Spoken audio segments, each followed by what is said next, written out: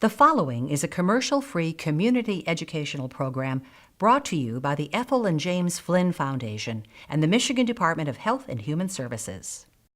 Losing Dominique took me to an extremely dark place where I really didn't want to live anymore. It can happen in a second that all of a sudden you're having a panic attack. Listen, don't minimize the complaints because what they're experiencing most likely is real. Outside he seemed okay because he was able to hide his feeling and symptoms pretty well, but ultimately just that stigma, it eventually got to him. And I told him that I had been feeling suicidal and I had been self-harming, and he had absolutely no clue. And then I told him that I needed him to drive me to the hospital, and like right then, and I needed to go. The guilt is unbelievable. I was in denial. I felt that way when I was in high school. Sometimes being a good parent is holding your kid's hand through an episode of depression and anxiety. Until suicide stops happening, we need to talk about it because we need to end it.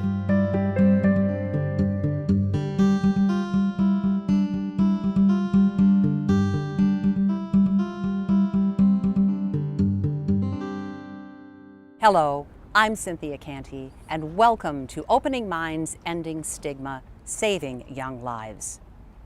Consider this. 1 in 5 young people in this country has a mental illness. It can easily go undiagnosed, get worse, even become life-threatening. The Centers for Disease Control and Prevention tell us that suicide is the second leading cause of death among our young people aged 10 to 24.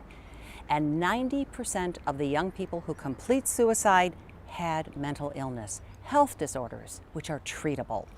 The stigma still associated with mental illness can make it difficult for a young person and his or her family to get the help they need. Speaking up is courageous and could be life-saving. Come along with us as we introduce you to young people who are living and thriving with mental health disorders, to families who've been touched by suicide, and to champions who are showing us how to save young lives. 2nd and 5 now for Hippo from the 29-yard line. Mental illness and suicide have marked the lives of former Detroit Lions quarterback Eric Hipple and his family. Even as he won glory on the football field, Eric Hipple battled depression. It was a battle that continued through his pro career and beyond. After leaving the NFL, Hipple attempted suicide. And then 2 years later, his teenage son Jeff took his own life. Today, Eric Hipple and his daughter Tara are on a new journey to save other young lives. 19, Eric Hipple starts today at quarterback for the Lions, and the defense he'll be looking at. I really didn't get diagnosed until, not until I was done playing football. 7 years afterwards, when my business started to collapse and I jumped out of a car.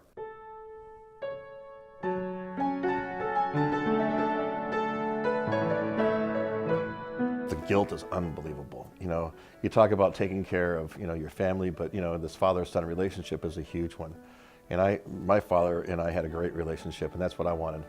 And yet I didn't know how to help him when he was going through his symptoms.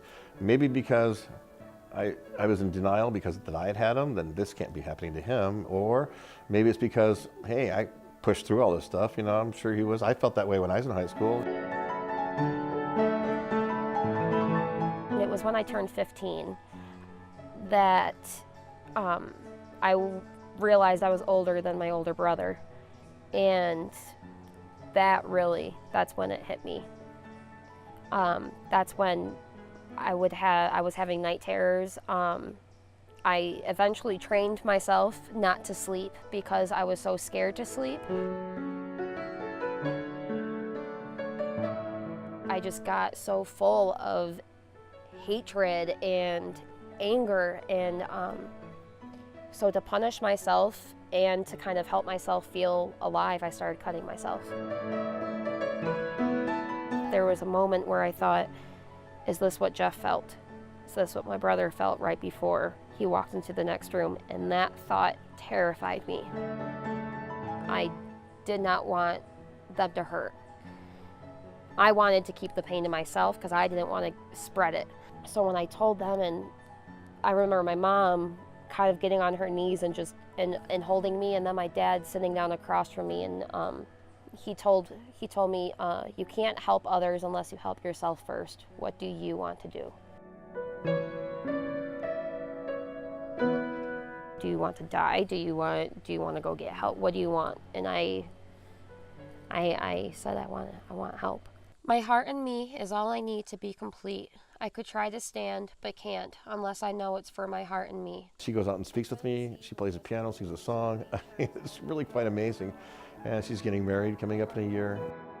One day you are going to feel loved. One day you will be able to love, and you won't be filled with this hatred. And that part is fine. It's happening.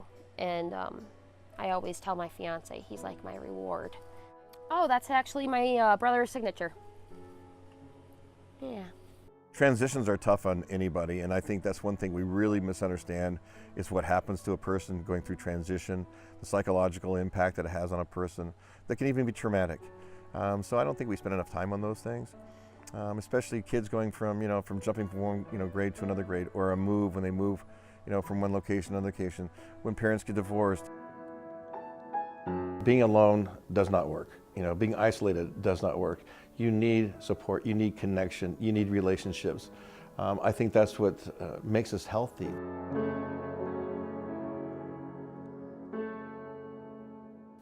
The Centers for Disease Control and Prevention say there are risk factors to consider, things that could be a signal a young person is vulnerable to suicide. Those include a family history of suicide, a history of depression or other mental illness, alcohol or drug abuse, a stressful or traumatic life event or loss. Certainly, not all young people with these risk factors will attempt suicide, but they are warning flags for parents, teachers, and friends. If a child signals in any way, I'm distressed, I'm thinking about this, I would take that very seriously. Growing up isn't easy. Young people face tremendous challenges and stresses as they move from grade school to middle school, on to high school, perhaps to college, and then to the work world beyond. Add to that the changes that come with adolescence, and it is a time of upheaval. It is during these critical years when most instances of mental illness first occur.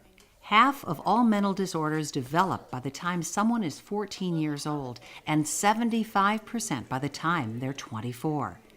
Some common mental disorders among young people are attention deficit hyperactivity disorder, or ADHD, anxiety disorders, mood disorders, bipolar disorder, depression, post-traumatic stress disorder, substance use disorders.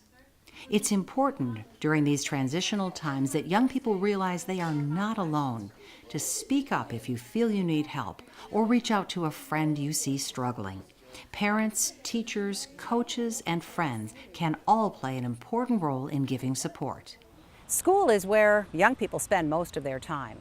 And with the growing focus on mental illness and suicide prevention, more and more schools are working to raise awareness.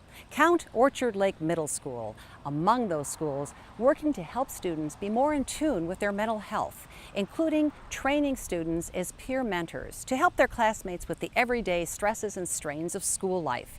It's a program called Where Everyone Belongs, WEB, and it's a formula that's working.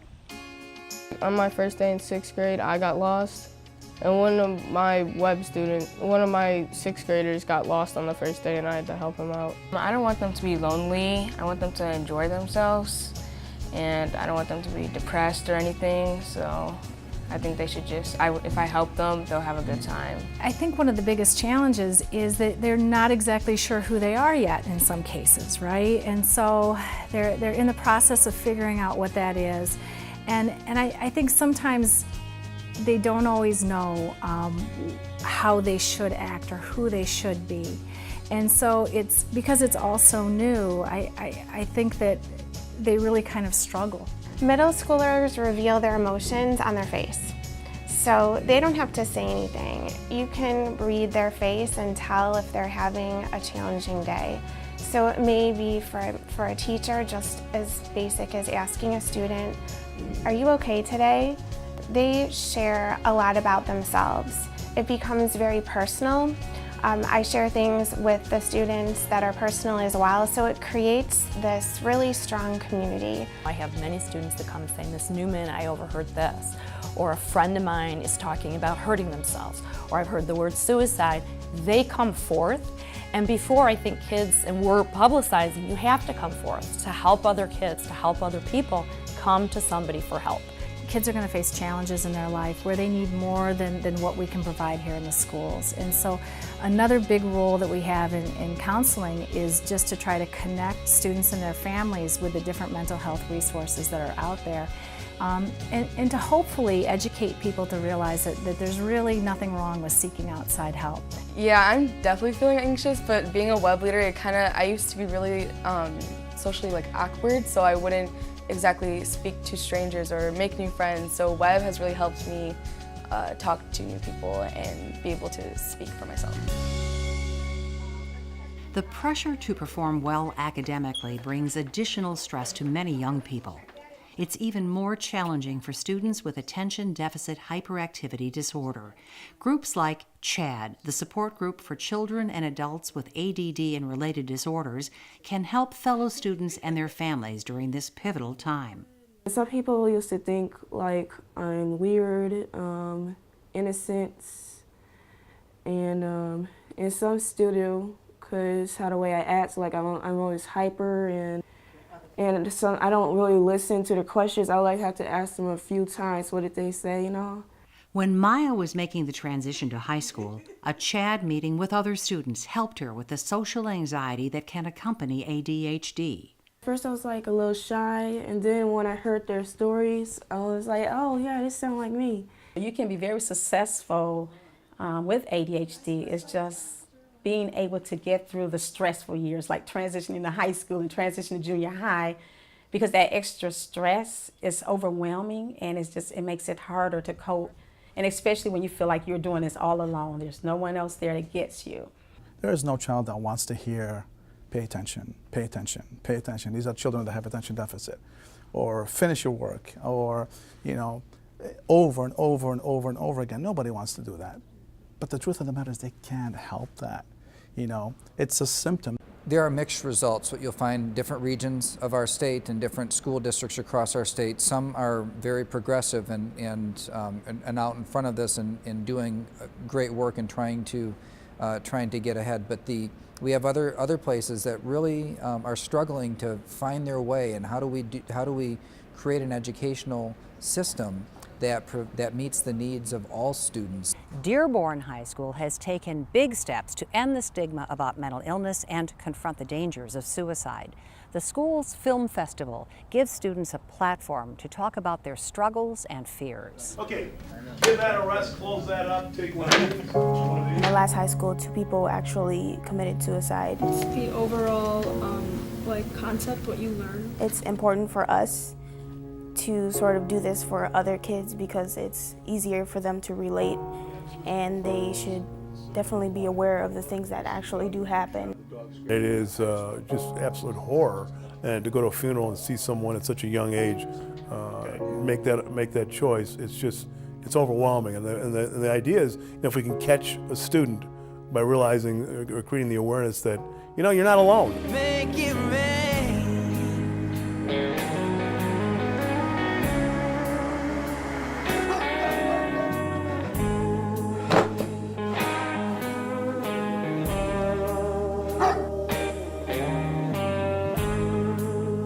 I wanted to tell people, it starts out rough with everybody, but it gets better in the end, no matter how.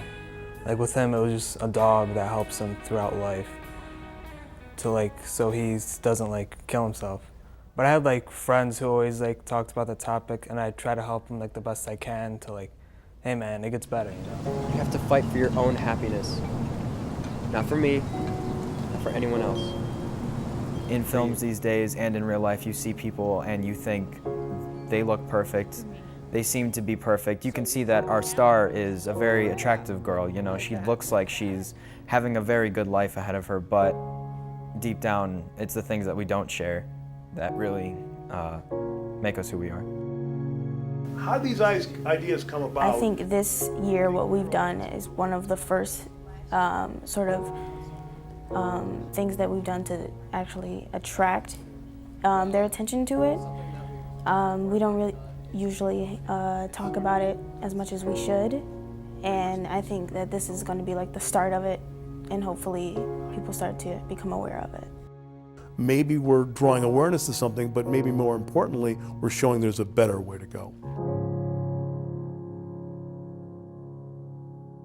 College means new opportunities and new challenges. Often it's the first time a young person is living away from home, and there's a whole world of people you don't know. That transition to college was especially tough for Anna Smith. She was experiencing mental health challenges. She began thinking of suicide, but thankfully she got help. As she battled depression, Anna spent time in a psychiatric hospital.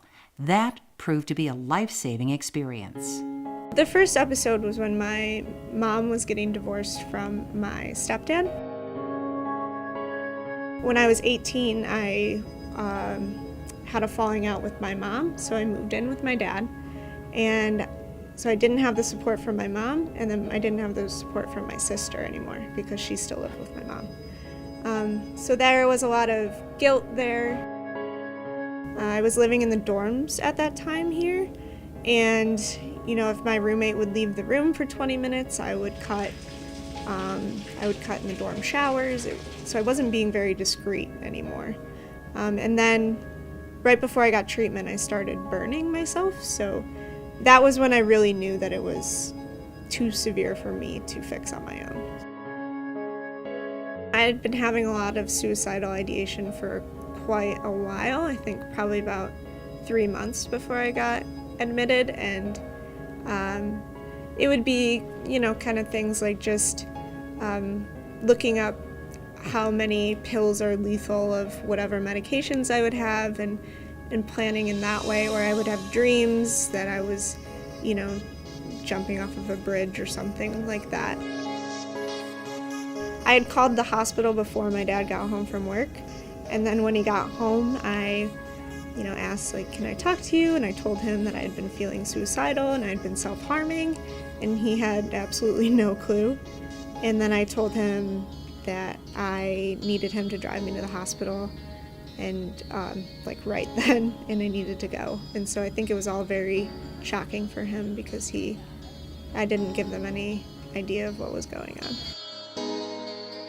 After being in the hospital and seeing these people who were 30 and 40 years older than me and were still struggling, I knew that if I didn't start speaking out now and people didn't get help now, they would be stuck in this cycle where they'll be 50 or 60 years old and still struggling with the same things that they've been struggling with for their whole lives.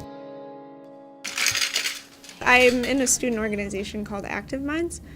So we do a lot of work out in the student community, and I am very open about my mental health history. For community events, I don't know if you know, the majority of people who die by suicide were dealing with a mental health disorder. They were dealing with a treatable mental health disorder, but they weren't getting the help that worked. They weren't getting the help that they needed.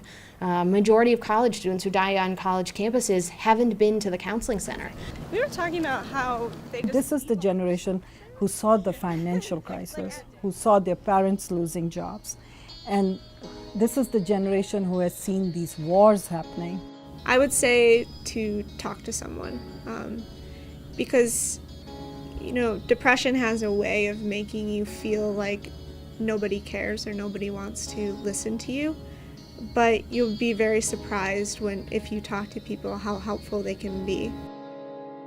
The University of Michigan Flint is another college taking action to raise awareness among its students, most of whom live and work off campus. If we can educate our students about what are some of the warning signs that someone may be in trouble, what are the resources available on campus where they can walk with their friend to get the support that they need, then we're much more likely to catch students before a suicide attempt is made, and certainly before we experienced the loss of a student on campus.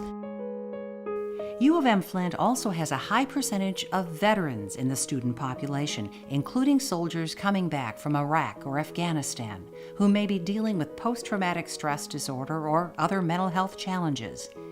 Nationally, the statistics among returning soldiers and suicide are daunting, with 22 soldiers completing suicide each day. Chad Measle served in Iraq and Afghanistan and then suffered from PTSD. He eventually got help.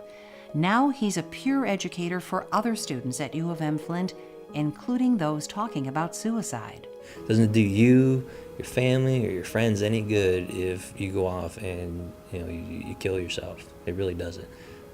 So a lot of times you just have to swallow your pride and say, well, maybe they're right. And that's one of the things that I'm hoping we can kind of change here, not just on this campus, but within the community too. There's always hope. There's always hope, and they're not alone. Ending the stigma surrounding mental illness and preventing suicide is also the goal of the suicide prevention effort at Eastern Michigan University. Often a student isn't going to come up to you and say, I'm having a bad day, I have clinical depression and it's really gotten to me. So the data has really kind of forced the issue for people to say, there are people among us, students among us that need support, but I need to find out what to do. Erin Snap coordinates EMU's suicide prevention program. It's called Safe Now, Stigma and Fear End Now.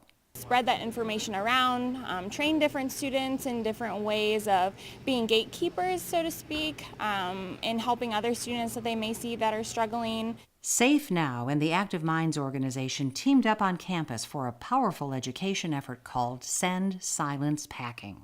They bring with them 1,100 backpacks, which represents the number of students who take their lives, college students, annually. The sheer scope of 1,100 backpacks it's breathtaking, and to see bags that were literally carried by students that belonged to young people who we've lost to suicide. The backpacks were all donated in honor of loved ones, and so their families have written notes, they've written stories about who this person was. Sometimes when a young person completes suicide, there's a tragic ripple effect. Other young people consider doing the same thing. That was happening in Michigan's Islamic community with a rash of teen suicides and growing substance abuse. The Islamic Institute of Knowledge in Dearborn took action, encouraging young people to reach out and ask for help. That group is very vulnerable because they have a lot of pressure on them to begin with, from peer pressure and trying to find themselves. And like you said, that's when mental illness begins to emerge during that teenage years, especially when you talk about schizophrenia and depression and anxiety. If your child does not receive the treatment that they need, they will seek it out in other ways. Sometimes out of tragedy can come a spark for change, and that's the story of Kevin Fisher. He lost his teenage son Dominique to suicide, and that's why today Kevin Fisher runs the Michigan chapter of the National Alliance on Mental Illness. When I arrived at the scene, the police initially said, you can't go in the basement. And of course, I was pretty persistent in that that's my son, I need to see him. And so they allowed me to go down in the basement and see from a distance. And that was 6 years ago. This is his actual game jersey we were allowed to keep. You always hear parents say, I can't imagine losing a child. I promise you it's 1,000 times worse than you think you could imagine. And especially under these circumstances, because Dominique's death, as many are, was preventable. And here, because he was a 3-sport athlete, he was captain of the basketball team at Catholic Central. Losing Dominique took me to an extremely dark place where I really didn't want to live anymore. And as much as I had in terms of a fiance who loved me, and she walked through this with me when there was nobody else for me to turn to. I could not imagine how Kevin must have been feeling, and I care so deeply for him. For him to go to the cemetery alone, I just would not allow that. When I look at these pictures, I see Dominique when he was happiest, and that's the way I choose to remember him. He became very, I call it paranoid about his friends becoming aware of his illness. And so he stopped seeing a therapist and he stopped taking his medication. And of course he experienced a psychotic episode and we had to go back and get him again. This particular picture, he hit about a 400-foot home run one day. It was really hurtful for us to watch those very same people start to treat him as if he was damaged. And he was aware of it. And that was even more hurtful because he said, "Dad, I just want to be who I was. And I just want people to see me for who I was, not this illness that I have." I think he was 3 months old when I put the first basketball rim in his crib. And then he had a little portable rim that we kept in his bedroom. He would want me to prevent some other young person from going through what he went through. Not just the illness, the stigma attached to it. Deal with it head on, try to be supportive, and be there with them every step of the way. With mental illness touching so many college students, it's more important than ever to prepare and protect them on campus. As students are transitioning, they're leaving their supports, they're leaving their families, they're leaving the structures that they've relied on, they're leaving their network of friends. Coming to campus is a tremendously potential, exciting but stressful time. People worry about seeking help and feeling like that's a sign of weakness to seek help, but to me, hearing these young people's stories really demonstrate there is just no greater sign of strength. Just don't give up. You know, don't give up on yourself. Just keep going, because there is a positive outcome if you just keep going. You meet a person that has struggled through a mental illness, what you'll find sometimes is that while it does pose some challenges for that person, for their family, in fitting into the world, more often than not, my experience is that you find that person has extraordinary abilities, extraordinary capacities in other ways, and they're just not appreciated.